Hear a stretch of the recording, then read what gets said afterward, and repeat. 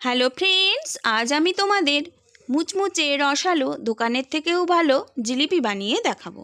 তার জন্য দেখো 4 ঘন্টা আগে আমি চাল ডাল ভিজিয়ে নিয়েছিলাম।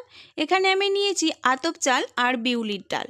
ভালো করে ধুয়ে একটা মিক্সিং জারে নিয়ে মিহি পেস্ট বানিয়ে নেব। পেস্টটা অবশ্যই মিহি হতে হবে। আমার রেসিপিটি যদি তোমাদের ভালো লাগে আমার চ্যানেলটিকে অবশ্যই সাবস্ক্রাইব করে দিও আর লাইক অবশ্যই করো। এরপর একটা চিনির শিরা বানাবো। তার জন্য নিয়ে নিলাম আমি 2 কাপ চিনি আর তাতে দেব 1.5 কাপ জল। ভালো করে ফুটিয়ে একটা চটচটে আমি চিনির শিরা বানিয়ে নেব। এই যে দেখো, ভালো করে ফুটিয়ে নেব।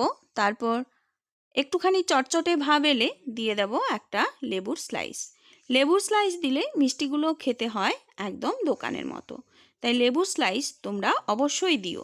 আর দেবো একটুখানি ফুড কালার, অপশনাল, কিন্তু দিলে ফুড কালারটা দিলে মিষ্টিগুলো দেখতে হয় অ্যাট্রাকটিভ। তোমরা এখানে হলুদ গুঁড়োও ইউজ করতে পারো। এরপর ডাল বাটাটাকে ভালো করে ফেটিয়ে নেব। তারপর একটা সুজির প্যাকেটে ভরে ফ্রাইং প্যানে সাদা তেল গরম করে সুজির প্যাকেটের কোনাটা কেটে 2.5 প্যাচের জিলিপিগুলো বানিয়ে নেব।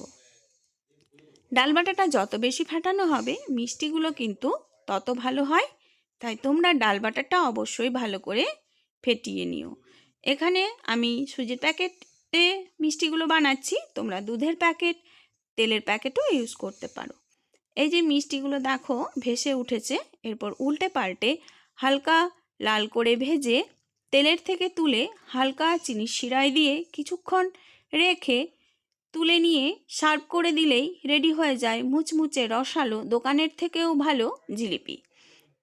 তোমরা যদি কোনো ডিজাইন করতে চাও তো এইভাবে ডিজাইন করে একই প্রসেসে তেলের থেকে তুলে হালকা গরম শিরায় দিয়ে কিছুক্ষণ রেখে সার্ভ করে দিলেই রেডি হয়ে যায় রসালো মুচমুচে ইনস্ট্যান্ট জিলিপি, যেটা খেতে হয় দোকানের থেকেও ভালো। প্লিজ প্লিজ প্লিজ তোমরা এভাবে বানিয়ে খেও। কমেন্টে আমাকে অবশ্যই জানিও। Please please please like, share, comment and subscribe my channel. Thank you.